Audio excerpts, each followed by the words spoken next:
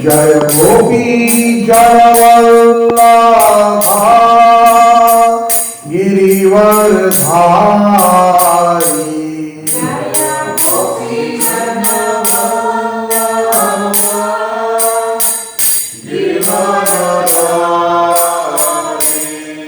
जय गोपी जनवल्लभा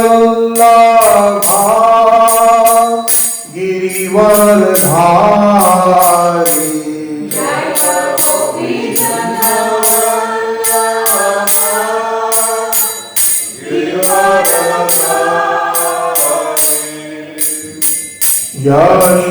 यशोदानन्दन व्रज जनरञ्जन।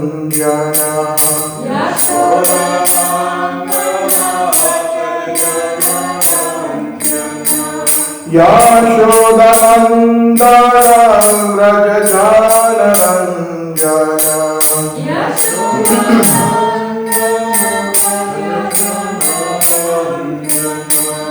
यमुना तीरावनचारी।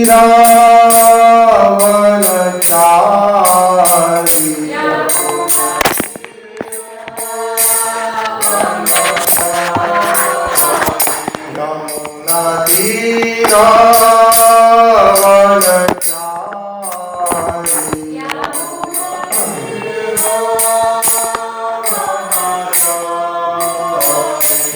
जय Radha Madhav कुंजधारी।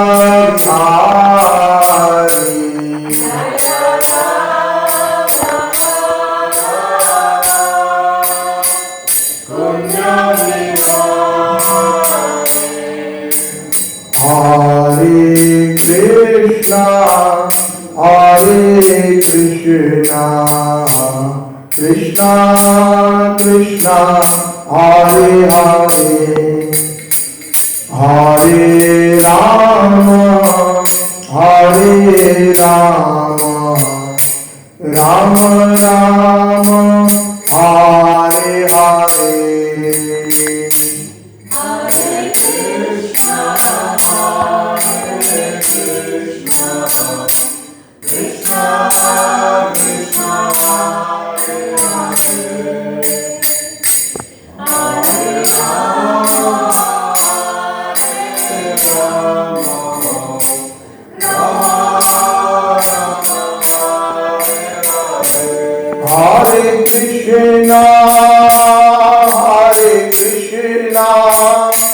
Krishna Krishna Hare Hare Hare Rama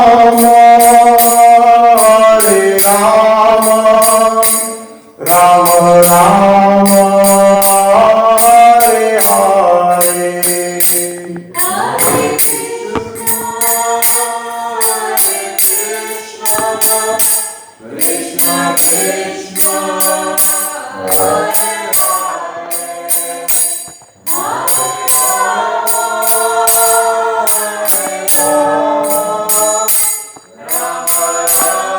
Krishna Krishna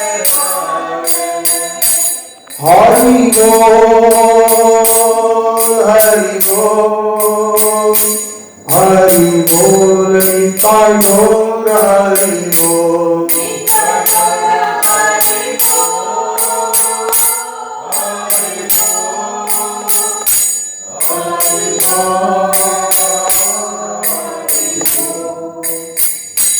Jaya Radha Gopinath Radha Gopinath Radhe. Jaya Radha Gopinath Radha Gopinath Radhe. Jaya Lalita Vishakha Jaya Radha Gopinath Radhe.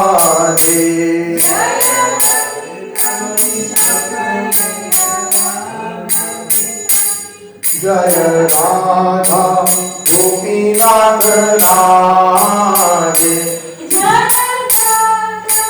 Gopinath Radha Radhe. Jai Jagannath, Jai Jagannath, Jai Baladeva, Jai Subhadra.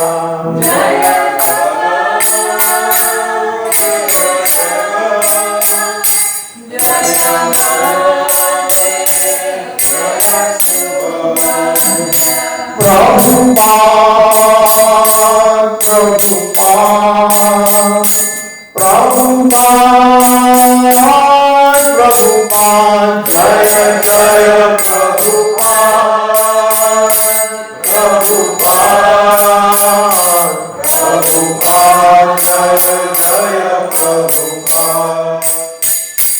Gurudev, Gurudev, Gurudev,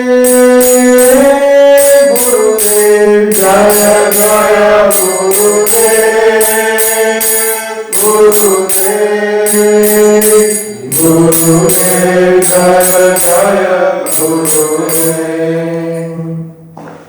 Jaya Vishnupada Paramahansa Pariva Jagacharya Ashtotter Shri Srimad Divine Grace Abhay Charanaravind Bhakti Vedanta Swami Srila Prabhupada Ki Srila Bhakti Siddhanta Saraswati Goswami Thakur Jagadguru Srila Prabhupada Ki Brahmavaka Gaudiya Sampradaya Acharya Guruvar Ki Ananta Koti Vaishnavrinda Ki Namacharya Shridas Thakur Ki Jai Prem Se Kaur Shri Krishna Chaitanya Prabhu Nityananda Shri Advaita Shri Gadadhar Srivasadi Gaur Bhakta Vrinda Ki The Lordship Shri Shri Lalita Vishakha Radha Gopinath Ji Ki Jagannath Baldev Subhadra Maharani Ki Bolo Shri Vrindavan Dham Ki Shri Mayapur Dham Ki Shri Navadvip Dham Ki Purushottam Kshetra Jagannath Puri Dham Ki Ganga Mai Ki Jamuna Mai Ki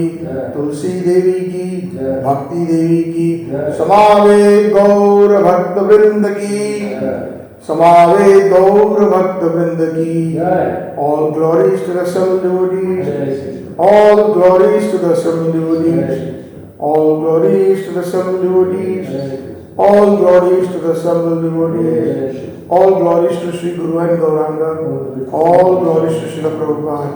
Namam Vishnupadaya Krishna Vishtaya Bhutale Srimate Bhakti Vedanta Swami Niti Namani Namaste Saraswate Devi Gauravani Pracharine Nirvishesha Shunyavani Paschadadeshikari Vancha Kalpatarovescha Kripa Sindhu Devacha Patitanam Bhavanebhyo Om Namo Bhagavate Vasudevaya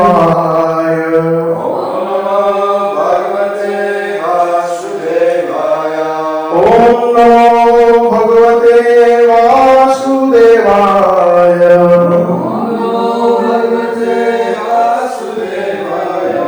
Om Namo Bhagavate Vasudevaya.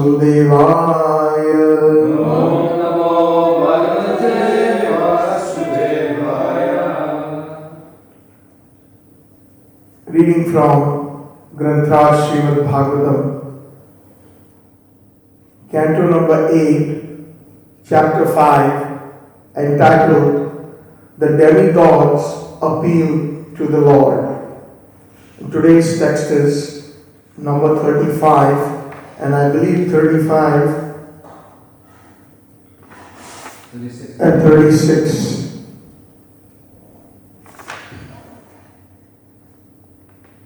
35 to 36. 36 is on the book. Oh, it's 36, okay. Because I believe 35 does not have a purport. But I will still read the verse because it's there on the board. Agni mukham yasya tu jataveda. Please repeat. 36. Oh, 36 is on there. Oh, I'm sorry. So 36 is. 35 I will just simply read because yesterday we did 34. Jatah kriyakand nimitta janma antah samudre anupacham swadhatum Prasidatam na mahavibhuti. Translation by Srila Prabhupada ki jai. Fire which is born for the sake of accepting oblations in ritualistic ceremonies is the mouth of the Supreme Personality of Godhead. Fire exists within the depths of the ocean to produce wealth, and fire is also present in the abdomen to digest food and produce various secretions for the maintenance of the body. May that supremely powerful Personality of Godhead be pleased with us. Text 36. Ya chakshurasittanay devayanam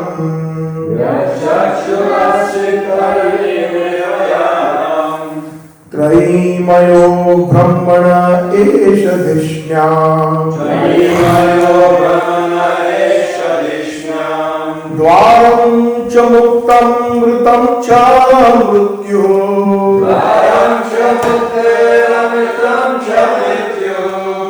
Prasidatam naha samahavibhuti.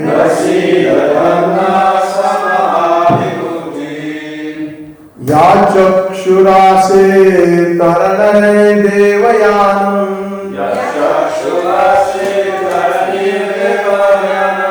Traimayo brahmanesha dishnyam Dvaram cha muktam mritacha mrityuh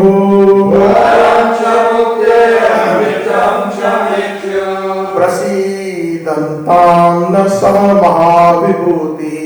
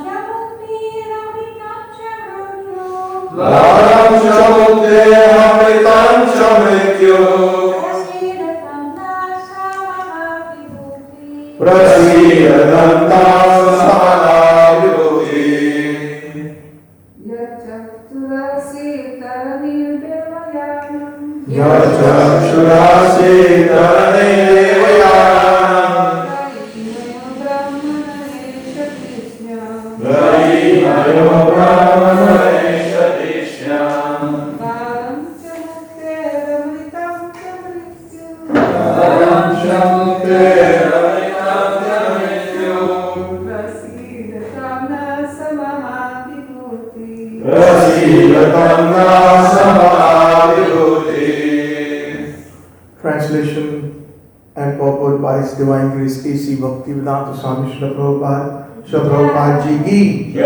Kindly repeat.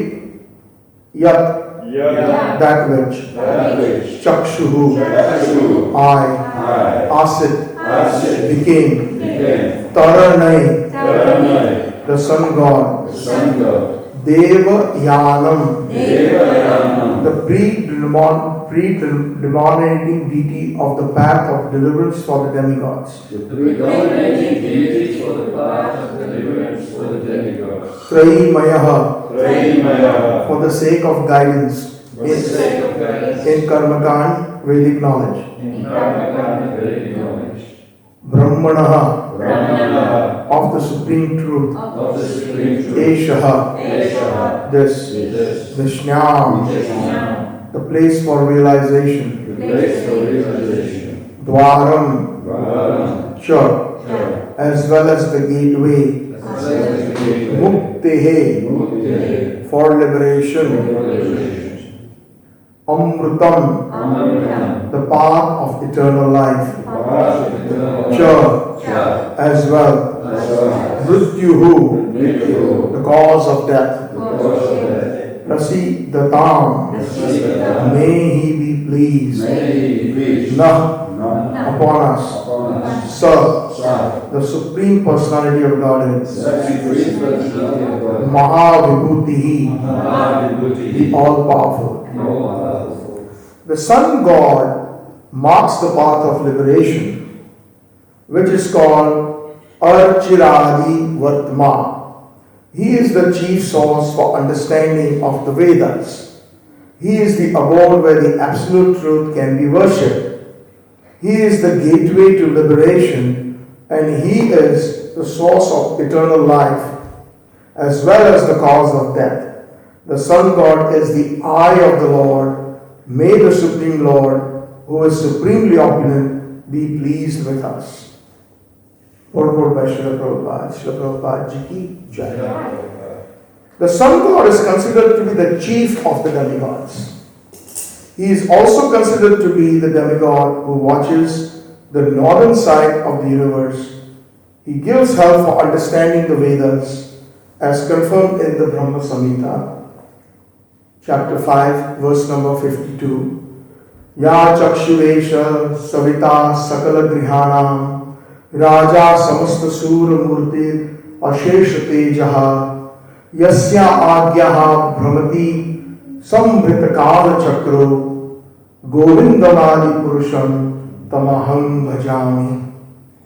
The sun, full of infinite effulgence, is the king of all planets and the image of the good soul.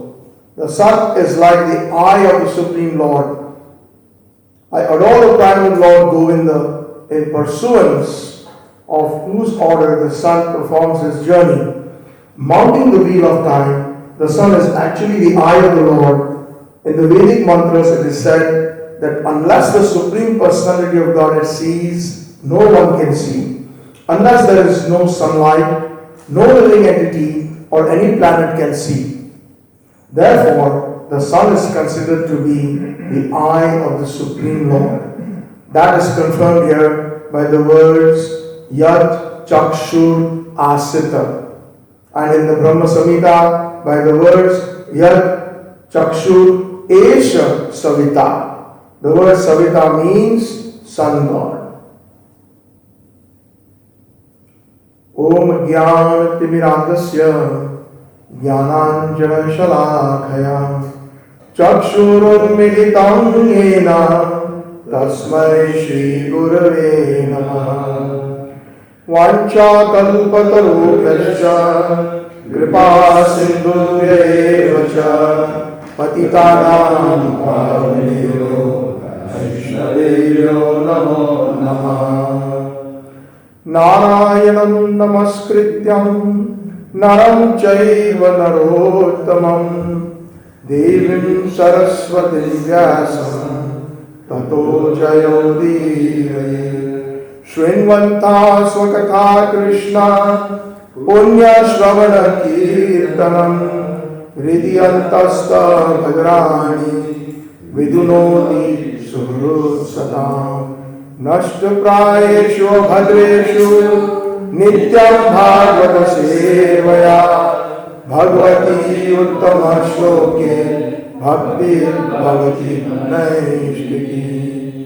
Nigamakalpataro galitam phalam Shukhumukhadravamrutam samyutam पिबत भागवतं रसमालयं मुहुरः रसिक भुवि भावुका आराध्यो भगवान् व्रजेश तनयस् तद्धाम वृन्दावनम् रम्या काचिदुपासना व्रजवधूवर्येण तया कल्पिता श्रीमद् भागवत पुराणयमलं प्रेम पुमथो महान् श्री चैतन्य महाप्रभु मतैदं नायत्रयाग्रह परः। ग्रंथराज श्रीमद् भागवतम की जय। So first of all, I would offer my obeisances, hundreds of obeisances to all the Vaishnavas assembled here, to Srila Prabhupada disciples, senior Vaishnavas present, to His Divine Grace A.C. Bhaktivedanta Swami Srila Prabhupada, and all the assembled Vaishnavas. May the words that emanate from my mouth be pleasing to His Divine Grace, to all the Vaishnavas and their lordships. If there are any mistakes, I ask for forgiveness, and if it gives any one of us some insight or pleasure, it is all due to the glories of Guru and Gauranga. All glories to Srila Prabhupada.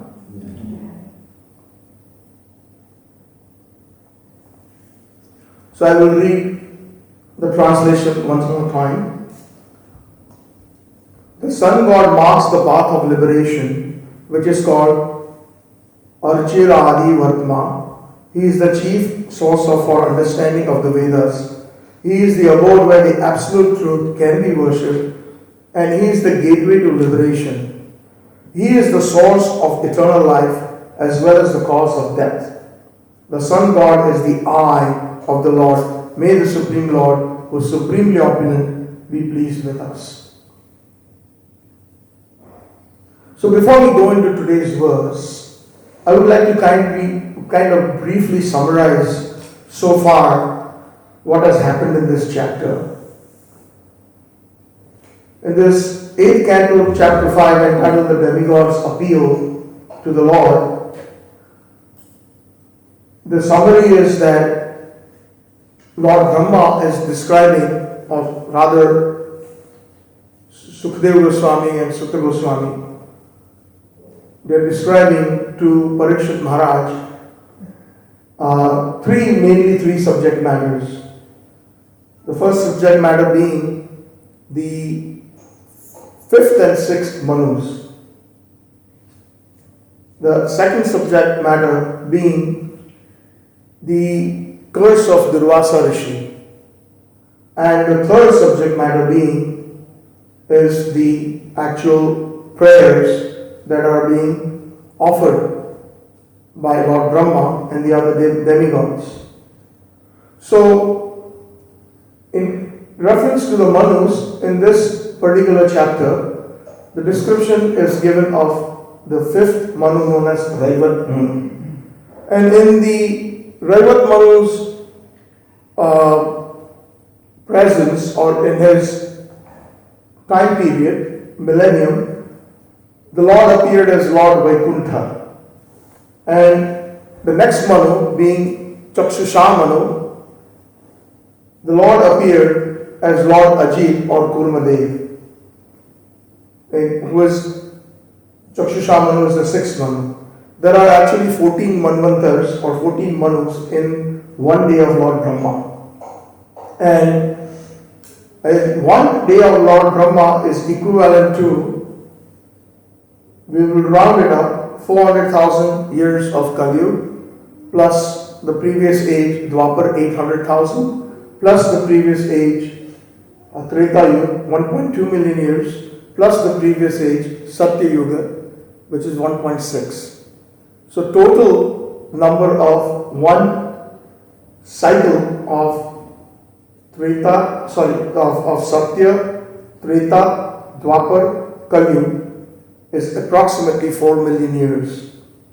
And when you multiply that by 1000, 4 million multiplied by 1000 is equal to Brahma's one day. Very good. It's a long number. Many zeros. And within that one day, 14 Manvantars or 14 Manus appear. The first one being Swayambhu Manu. And now we are describing in this chapter the 5th and 6th Manus. Raivat Manu and Chakshusha Manu. And this presently, as we speak, right now it is the time period of the 7th Manu which is going on, and he is known as Vaivasvat Manu. So we can approximately say, because he is the 7th Manu, our Lord Brahma of this particular Brahman universal system, his half a day has passed. Just half a day. And like that, if we just simply calculate 14 Manus in one day, 420 in 1 month of Lord Brahma, 5,040 in 1 year Manus of Lord Brahma. Our Srila Prabhupada's beloved Gurudev, His Divine Grace Bhakti Siddhanta Saraswati Prabhupada, wrote a wonderful treatise known as Surya Siddhanta. That is how his name, the adjective of Siddhanta Saraswati, was added to his name. And in that treatise, on astrological treaty, he has actually given a complete description of all the Manus, including their fathers and their forefathers and the tree. It's a lot of painstaking work. Can you imagine 5,040 Manus with their family line that was compiled by a professor? His name was Professor Bimal Prasad Datta at that time, the son of Bhaktivinoda Thakur. So after his treatise was accepted in the University of Calcutta, he was given the scholarly title of Saraswati Thakur because of writing this wonderful treatise called Surya Siddhanta. The curse of Durvasa Muni was as follows. The second part of this chapter in the description, the brief description, is that once when Indra was riding high up on his elephant and Durvasa Muni was passing by, and Durvasa Muni had a garland and he wanted to give it to Indra as a blessing, just like sometimes senior Vaishnavas garland us, or we get the garland from the pujari as a blessing. So Durvasa Muni gave the garland, but Indra was kind of, because of his opulence at that time, he had a sense of pride in him. He did not come down from the elephant, but rather he had the elephant take the garland with the trunk, and he did not personally accept it. The elephant, simply he didn't know what to do with it because it's an animal, and he crushed it under his feet. So Durvasa Muni was extremely upset. And he was angry, and we all know that out of all the Munis, we have to be very careful of Durvasa Muni. Durvasa Muni gets angry like that. We have known many cases. Does anybody remember another case of his anger on a Vaishnava? Of course, in this case, probably there must be some rightful anger, but we all know the pastime of Amrish Maharaj. Although being a wonderful Vaishnava, he was so upset. Not only upset, he was so upset that he actually created a demon out of his hair and wanted to kill him. That is the condition of Gyanis. The Gyanis, Durvasa Muni is considered a Gyani. Gyanis and Brahmanas have a very difficult time becoming good Vaishnavas. Vaishnavas are already Gyanis, they are already Brahmanas. But a Brahman and a Gyani, they have a lot of pride in them. They get insulted very quickly.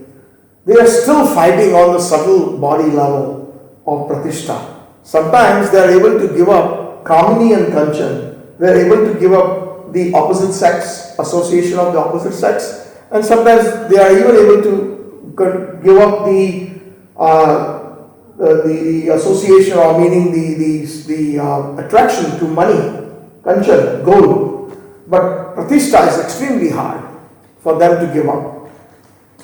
So, due to his anger, Indra, being the king, he was cursed.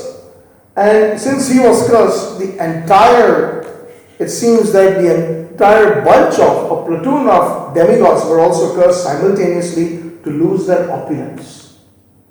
And because they lost their opulence, now the demigods' opulence means not only wealth, but their opulence is also strength. Strength in fighting the demons. As we know, there are so many cases in the different millenniums that there have been different wars between the demons and the demigods. And one of the great assets that they had is they had opulence, because they are actually known as suras. Sura means one who is a devotee, and the opposite of sura is asura. Asura means demons. So sura means one who is serving the Lord, believing the Lord, but at the same time they have some mishra. They have some kind of attraction towards opulence. So the Lord is very kind. Them being the servants, He gives them not only the heavenly opulences, but also gives them the different powers. He delegates the powers so that they can help in the universal affairs. Krishna is very kind on His servants. So we have to sometimes be very careful what we ask for. If we ask for opulence and if we ask for material things only, and if we are still devotees of Krishna, Krishna will grant us that. But pure devotional service is extremely difficult to come by, especially if we have other desires. Rupa Goswami says, Anya vilasita shunya, jnana karma anavritam, anukulina Krishna anushilanam, tad bhakti uttama. Anya vilasita. All different kinds of material desires should be zero, shunya, including jnana and karma. Ultimately, we should not be interested in jnana and karma either, only to a certain extent, so that it brings us to the platform of bhakti. Jnana karma, bereft of jnana and karma, anavritam, anukulyena Krishna anushilanam. What is top bhakti? Top bhakti is whatever is conducive, whatever pleases Krishna. It is uttam bhakti. So, due to the curse, the demigods started, there was a war with the demons, and the demons used some dangerous weapons, including snake weapons, the Bhagavatam describes. There is a weapon, I remember, if I'm not wrong, there's a Nagpash weapon that the son of Ravan, what is his name? Indrajit, he had used to bind Lakshman. Lakshman is Ananta Shesh.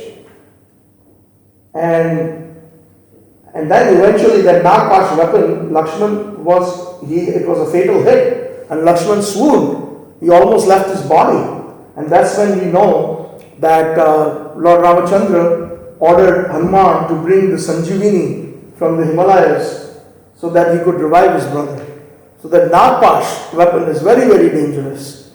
So such weapons were used, and because of them being bereft of the opulence of fighting, they lost, and they ran hither and thither, and eventually Lord Indra, along with Varun Dev and all the demigods, they came to Lord Brahma, because Brahma being the presiding deity of this particular Brahman, they went to pray to him. So every time there is a problem, the demigods approach Lord Brahma. We know, even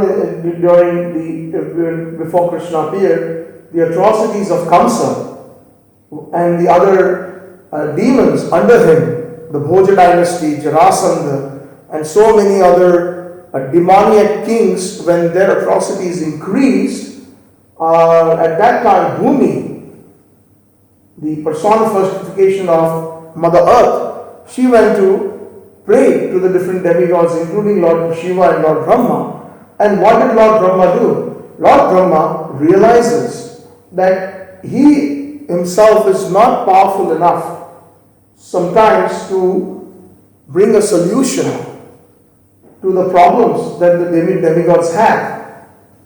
So they went to the Kshirshagar or the milk ocean, headed by Lord Brahma, and prayed to Kshirodaksai Vishnu. And Kshirodaksai Vishnu, it is said that he does not really give darshan, but only Brahma can hear the sound, and he will give the message to Lord Brahma. So it's amazing that the sound vibration, and then Brahma conveys the message of whatever the Lord. So in the case of when the atrocities of Kamsas and the other demoniac kings were there, Kshirodaksai Vishnu said, okay Brahma, I will appear now as my original personality in Vraj, and I request all of you to go ahead and take birth in the Yadu dynasty, in Vrindavan, in Vraj, so that it will enhance the pastimes of Krishna. So, and that is, I think that prayers are also called Purusha Sukta. The Purusha Sukta eulogizes the Supreme Lord. So, the previous few verses is something similar, where they try to appease, Lord Brahma and the demigods try to appease and please the Supreme Personality of Godhead. They say that, oh, you are the Supreme Truth, oh my dear Lord Krishna. Sri Sri Radha Gopinath Radhika Vishal ji ki, Nikai Gaur Sundar ji ki, Jagannath Baldev Subhadra Maharani ki. So the prayers eulogizes Krishna to please Krishna.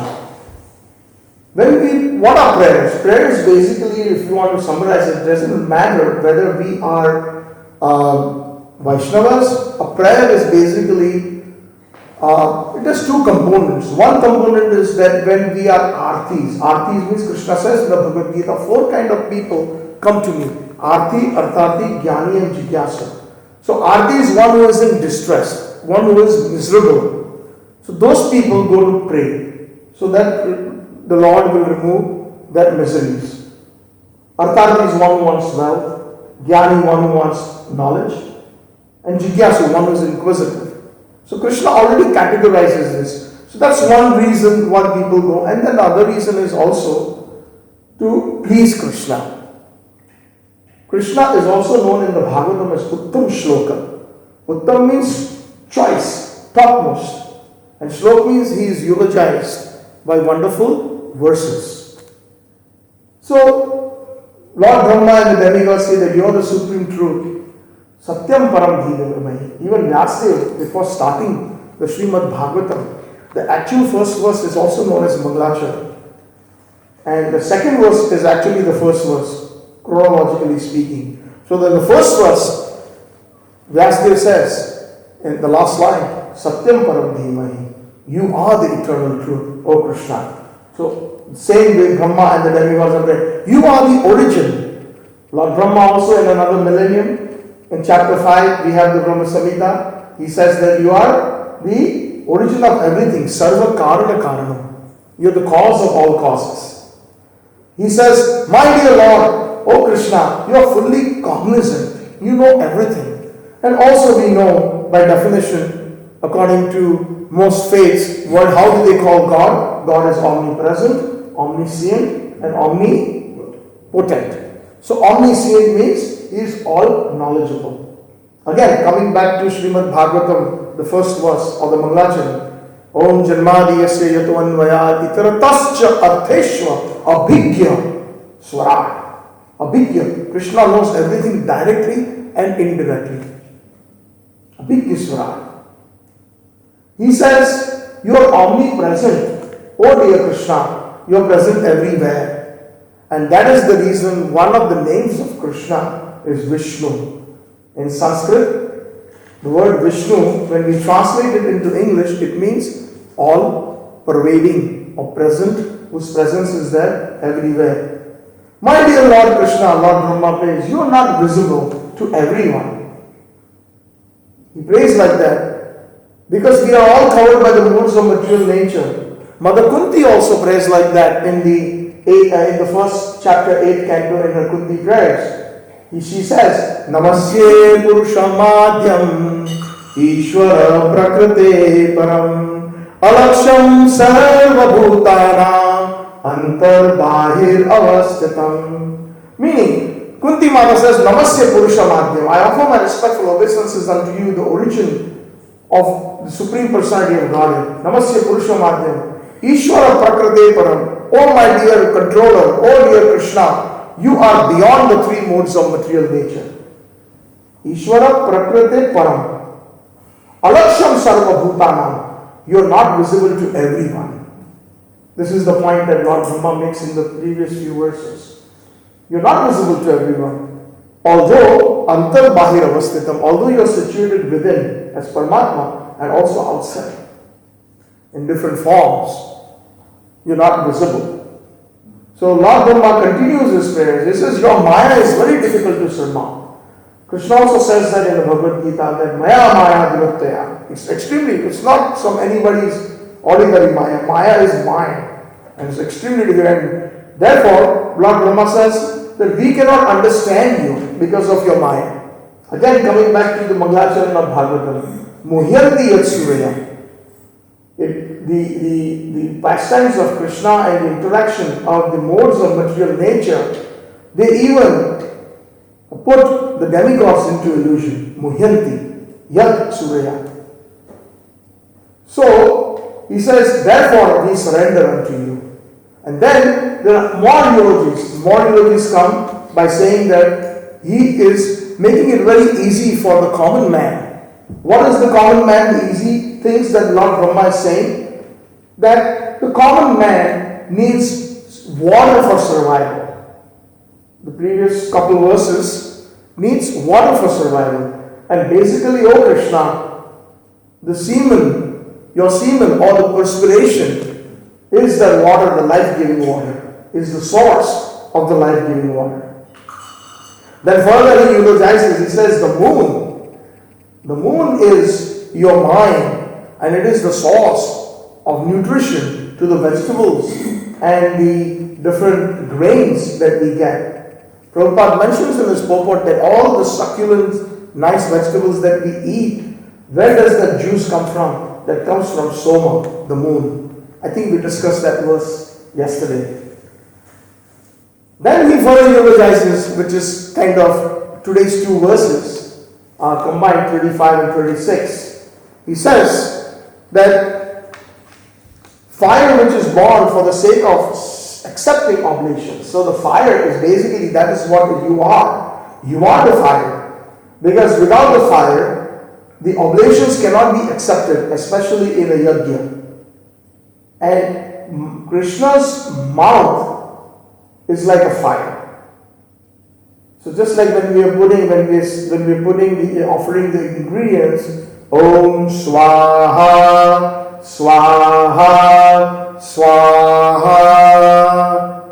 So the different bhoga that we are offering, that signifies, that fire flame signifies Krishna's mouth. So here Brahma is saying that it is you who is the source of the fire.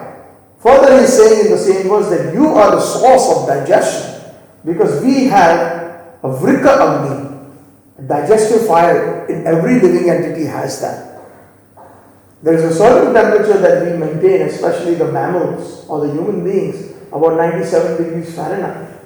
And that happens right from birth. Can you imagine that if you had to light one candle, even a small candle, somebody who lives, let's say 80, 90 years old, continuously keeping that candle on, how much wax or energy would be required to keep that little fire burning?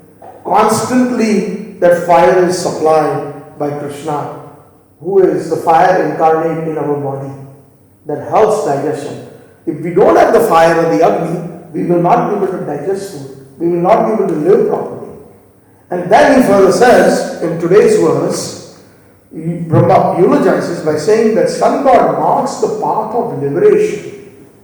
So, first he is talking about the basic necessities of water. He talks the necessities of the different grains, fruits, vegetables. He talks about the digestive fire. Then for the next few verses, he talks about the wind, etc., the air. So all this, you are the source. And now he's saying the sun god. Actually, the sun god is the eyes of Krishna. There are so many different references in the Bhagavatam. In chapter number 2, chapter 6, chapter 4, the eyeballs are like the sun. In chapter 2, 9 chapter, verse 34, no value without me. Meaning, if there is no sunlight, there is no value. If there is no Krishna, there is no value. And Brahmajyoti is the source of the sun. Now, Brahmajyoti comes from where? Brahmajyoti is the actual effulgence that is from the body of the transcendental body of Krishna. Not only from Krishna, but the aggregate light from the entire Vaikuntha planets and the entities. Sometimes we forget that 3/4 of this creation is transcendental, spiritual, full of spiritual worlds.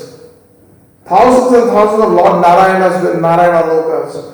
And Narsingadev Bhagavan has his own planet, Varadev has his own planet, all the different avatars have their own planet.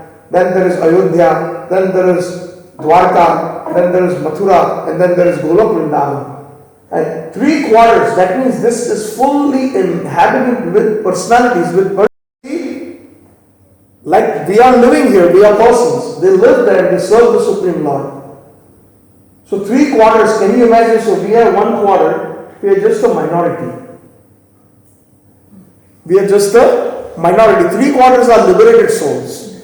So can you imagine those who are liberated? Even when we see our Prabhupada, they used to describe some of his disciples, and when they read the Lilamrit and so many other, so much information, Prabhupada was very effulgent. He had a golden hue. That effulgence comes out of purity. And our acharyas and Prabhupada also keep mentioning purity is the force. So if we see even, for example, the Christians or any other saint, if you see John the Baptist, he has a halo. Jesus has a halo. They have, because of their practice of being good devotees, good Vaishnavas, they have that light. Now can you imagine 3/4 of the entire creation being transcendental and spiritual, is full of these wonderful liberated entities.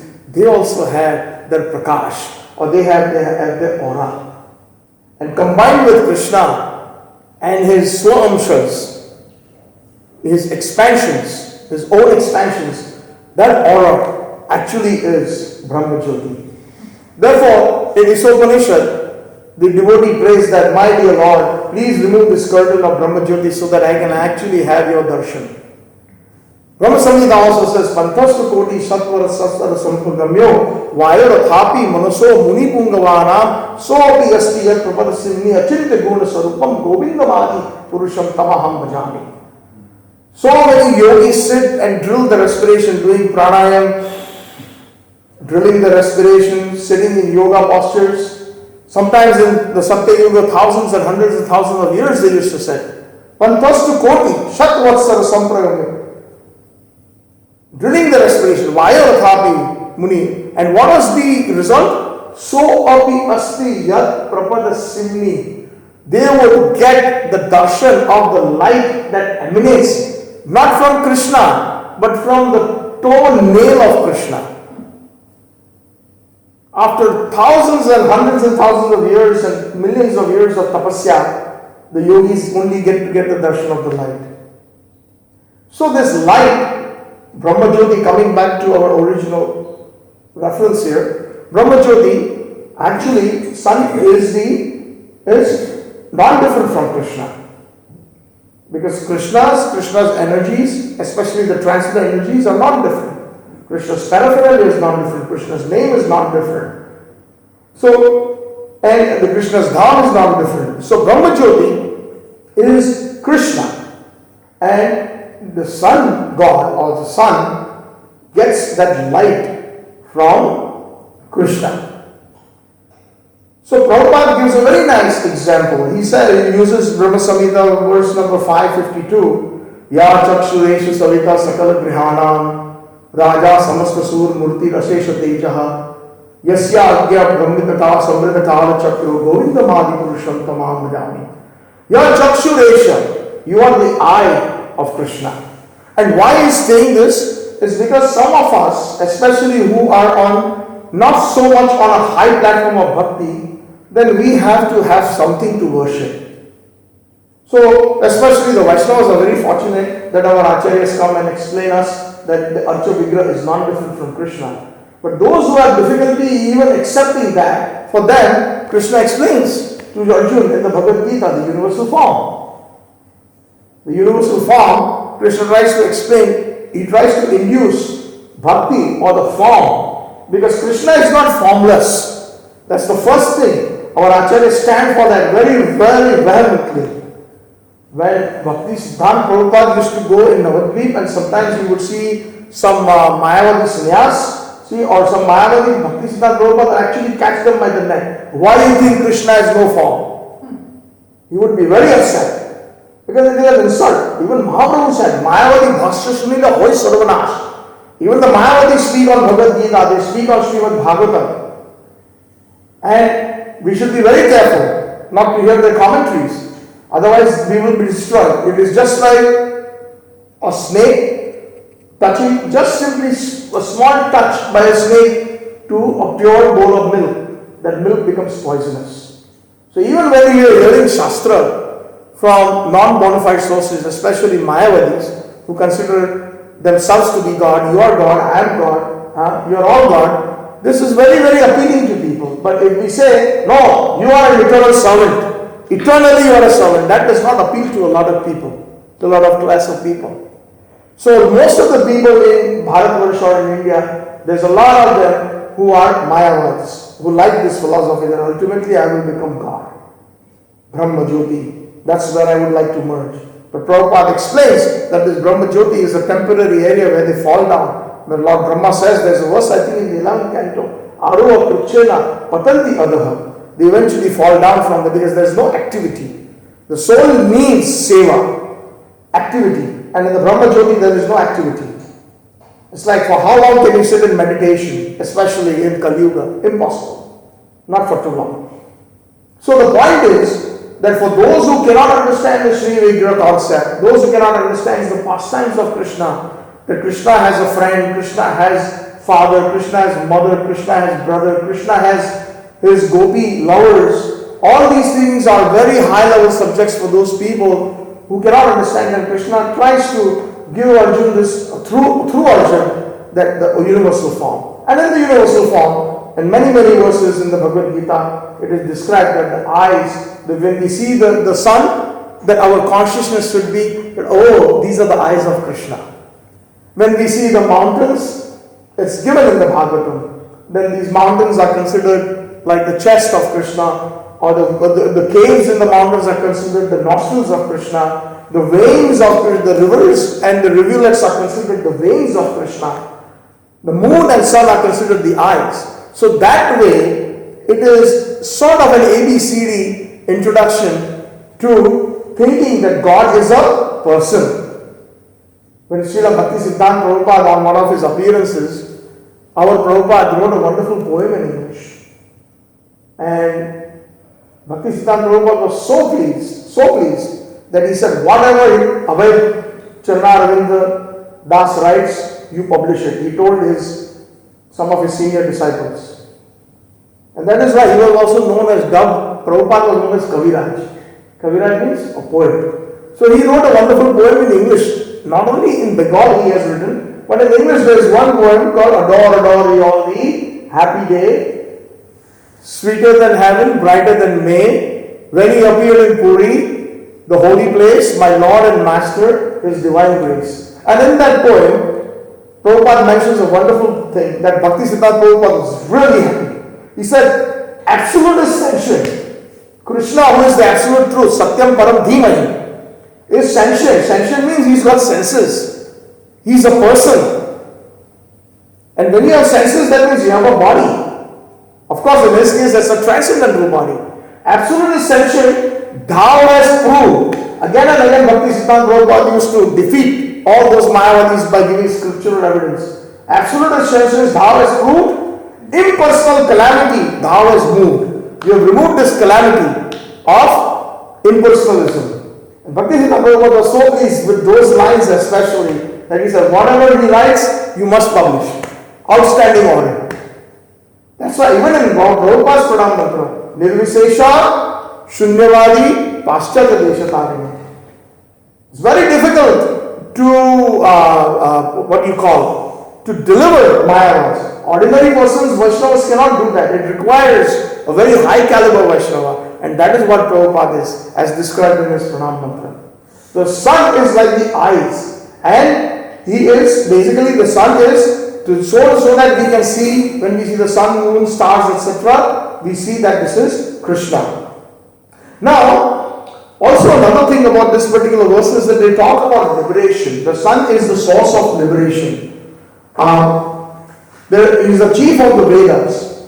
So if you see that in this verse, your Chakshu Esha Savita Sakala Grihanam Raja Samasta. Raja means the sun is the king of all the demigods of the different planets. Samasta means all, cumulative. He is the king. So when the king of this planets, all the different planets, he has this Ashesha Teja, personified the sun god. He has got this Ashesh Teja. Ashesh is unlimited effulgence. And Yasya Brahmati Sambrita Kala Chakra, and you exactly follow the orders of Krishna on the wheel of time. It is not that the sun god decides, because it's a person again. We are talking about personalism. The sun god that we have known, sun is very kind of, there is a connotation here. The sun is very favorable, or one of the favorite devotees of Krishna. It is indicated in different places. Because Krishna in reality, gave the first Bhagavad Gita class to the sun god Vivashwan. And Vivashwan gave it to Ikshvaku, and Ikshvaku gave it to his son Manu. So it came in disciplic succession. And then Krishna says in the Bhagavad Gita 4th chapter, first verse, that it slowly got, over a period of time it got lost, but because you are my dear friend Arjun, I am speaking this Bhagavad Gita to you again. So here Krishna is his dear friend, his dear devotee. Krishna is speaking Bhagavad Gita to him. Similarly, if we analyze on a similar note, Krishna, sun god is also dear to Krishna. Therefore he spoke Bhagavad Gita to Krishna. So this verse is all about the sun god. So sun god is also the chief of the Vedas, because he is very learned, Surya Dev, and he is the gateway to liberation. Now what does that mean? In this verse it says, it is gateway to liberation. How is the sun the gateway to liberation? One simple example comes immediately to my mind is when the sun actually changes its orbit and comes into Uttarayan. Uttarayan means when it changes its course and it comes into the northern hemisphere. At that time it is considered very auspicious. I can't recollect the exact verse in the Bhagavad Gita, but even Krishna says that if somebody leaves their body during that time, then they will get liberation. And another example that immediately comes to my mind is Bhishma Dev. Bhishma Dev had this, a benediction that he will die at his own pleasing will. He will die whenever he wants to die. Ichha Mrityu.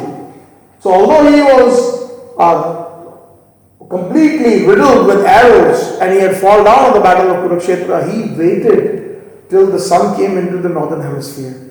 And as soon as it came in, then at that time, Krishna and the Pandavas came, and then there was some instructions, and then he left his body. So, again, the importance here is those, especially those who want to follow the different paths of liberation. But for devotees, it is not necessary. For us, every moment is auspicious. Hare Krishna, Krishna Krishna, Hare Hare, Hare Ram, Ram Ram, Hare Hare. Which is a very high subject. A lot of people don't understand the Mahamantra. A lot of people don't understand the intricacies of why Radharani's mood was taken by Mahaprabhu. So maybe it is by the mercy of Srila Prabhupada in this lifetime we have got this chance. But some people who are pious people, who still are seeking liberation, that there are different methods that Krishna is kind, he gives them the opportunity by suggesting different ways of liberation. One being the sun himself when he changes orbit, when he comes into Uttarayan. He is also the cause of death. Now, That's another wonderful thing. Here says in this narration, he is the source of eternal life as well as the cause of death. How is he the cause of death? Now, simple, if we do a little analysis, simple. What is sun? The sun dial is time. And every minute, Prabhupada said, every second we are dying. And also time is Krishna. So again, Krishna manifests in different ways. Sometimes through the universal form, through the sun, through the moon, through his agents, etc. Krishna manifests his mercy through Srila Prabhupada. Srila Prabhupada is known as Shakti Avatar. He is empowered. Bhakti Siddhanta Prabhupada is also a Shakti Avatar because it is said in his Brahm mantra, Namaste Gauravani Shri Murtaye. He is the Gauravani Shri Murtaye, the personification of the words of Chaitanya Mahaprabhu. Deenatarini, one who uplifts the fallen souls. So, the time itself, as the sun is ticking, as the days pass, every moment passes, we are dying. So, the sun is actually eventually the death. And obviously, he is the eye of Krishna, because without the eye of Krishna, which we cannot see anything, without that we cannot sustain, without light. And I will take another 5 minutes with your permission. There is a nice realization, perhaps, that I can share with this in context with this verse is the Brahma Gaytri.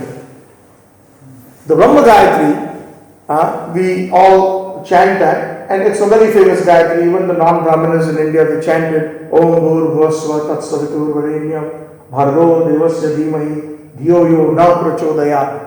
So, what does that mean? There is again, depending on the consciousness of the devotee, the inner meaning of every verse or a mantra is revealed. One mantra can have more than one meaning, different meanings, but depending on the level that devotee is situated, that mantra reveals itself through the proper disciplic succession. So, in the Om, Bhur, Bhuvasva, Om is the Bij mantra, the root mantra. And of course, Sanatana Goswami Pad explains it very nicely in the Brihad Bhagavad Amrita, the entire Gayatri. But the common person, or the common meaning, Om means Krishna, or the sound vibration of Krishna. It is always auspicious. Any mantra that starts, it always starts with Om. Basically, we are seeking the benediction of Krishna in his sound vibration. Bhu. So this Bhu actually means the planet Earth. That is the common meaning. Bhuva. Bhuva means the upper planetary system, the next planet up, the upper heavenly planet. And Swaha is the next one, where Lord Indra resides. So there are 6 heavenly planets. So specifically these 3 have been mentioned here. Bhur, Bhuva and Swaha. But our acharyas explain, depending on our consciousness, our acharyas explain the word Bhur, Bhu and Swaha, our Gaudiya acharyas especially, Sanatana Goswami, and then the Bhu means our gross plane. In this material world, we are so much engrossed in material things due to the 3 modes of material nature. Most of us are interested in material things, good house, good car, money, etc. So it's all sex, pleasure. So this is what is predominant here in this planet Earth. Bhu. Bhu is considered on a mental plane, which is the next heavenly planet, which is a little bit higher. It's on a subtle platform. And Swaha, the 3rd heavenly planet, is considered to be on an intellectual plane.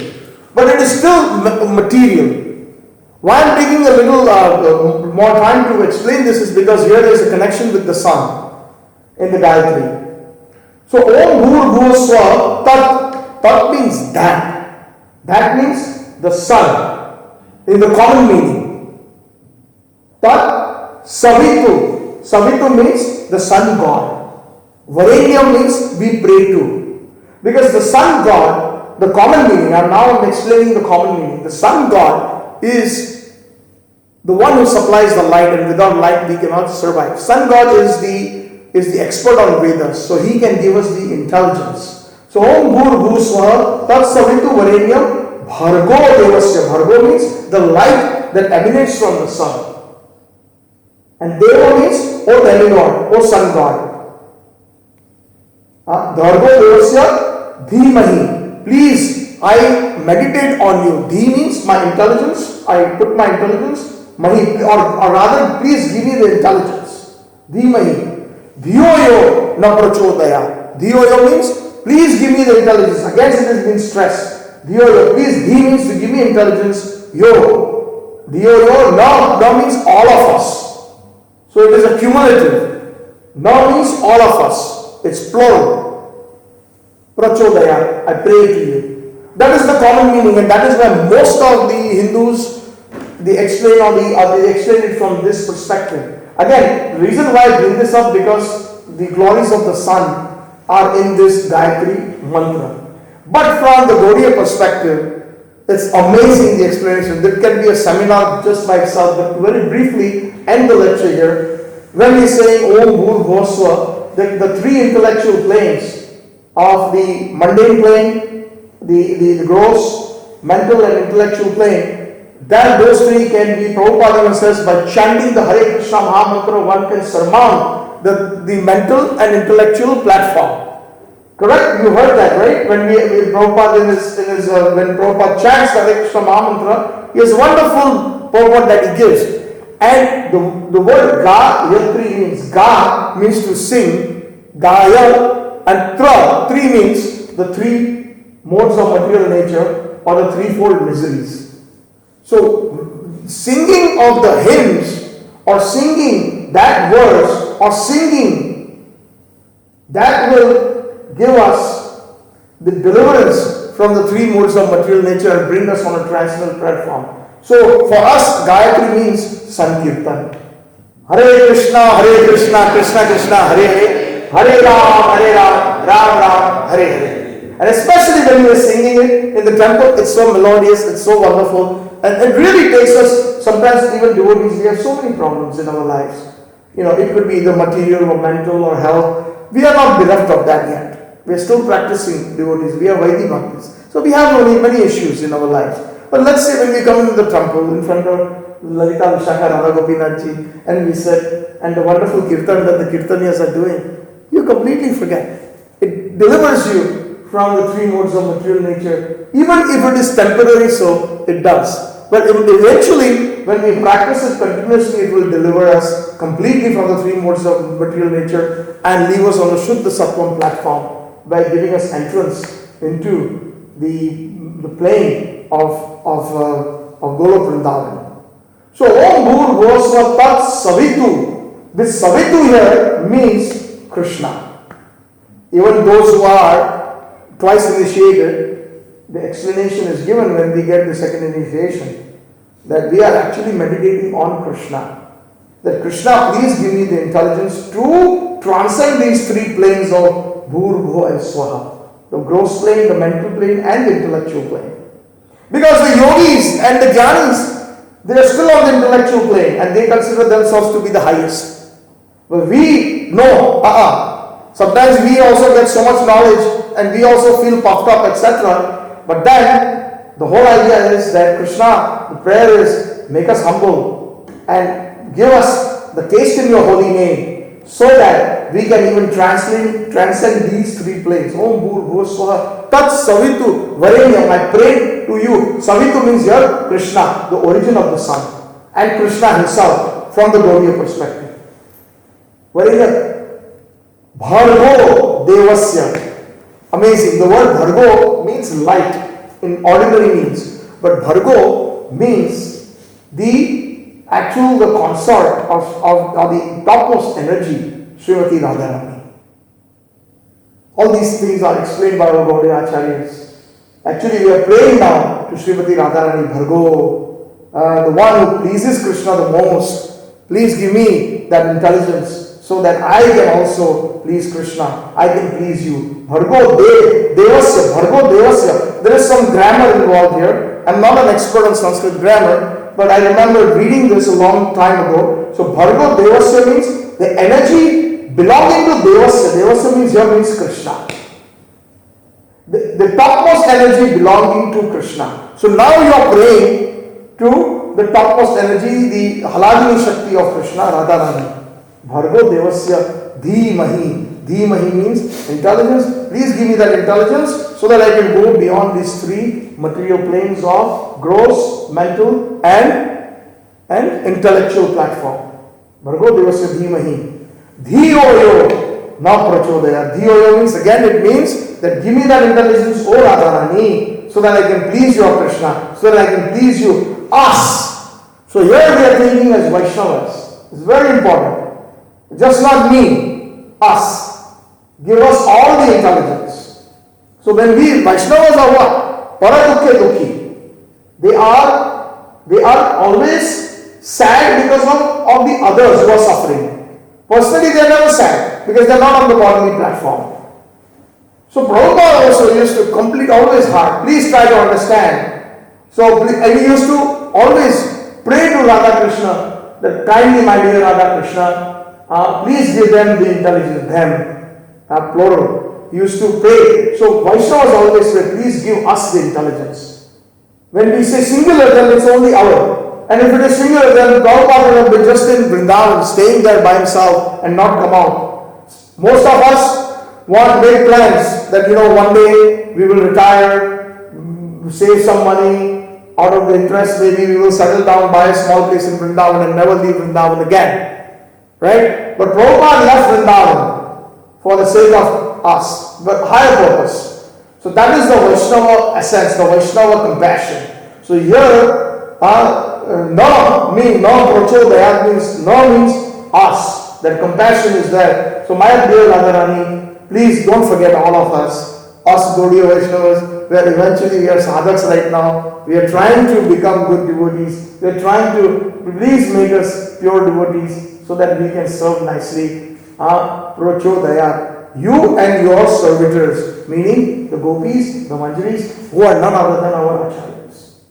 So this is the actual connection. It is sun god, but it is Krishna. So speaking about the verse on the sun, so thank you very much. So ultimately, Radhika is that light. Bhargo, Devasya, and Krishna, he is the Devas. So you have to meditate or basically meditate and asking Radharani's favor. That is called, even in the Sishtastakam, every morning we sing it, Vidyavadu Jivanam. What does that mean? Vidyavadu Jivanam means that when we chant the holy name, Cheto Darpanam Arjanam, Mahadava Bhava Agni Nirvapanam, Shreya Kairava Chandrika Vitarnam, Vidyavadu Jivanam. When we get to that platform of chanting the holy names, we get that bhava of the gopis. Vidyavadu. Vadu means, in a deeper sense, there are many different meanings of that word. It's the life and essence, that's the normal meaning. But Vidya Vadu means knowledge, and Vadu means the Vraja Vadu. Vraja Vadu means gopis. Vraja Vadu Taya Kalpita. Srimad Bhagavad Purana Avanam Prema Pumartha Mahan. Following the footsteps of the Vraj gopis, our service should be like that. Of the Gaudiya. So Vraja Vadu Taya Kalpita. So or Vraja Vadu, we get the knowledge. That is the knowledge of the gopis, how they serve Radharani, how they serve Radha and Krishna. That is what Hare Krishna Mahamantra eventually will get us into the service of the servants of the servants of the servants of the servants of Srimati Radharani, which are our acharyas. So that is the Gayatri. And this Gayatri mantra, it is said, Prabhupada has mentioned, the Gayatri mantra's actually commentary is also Srimad Bhagavatam.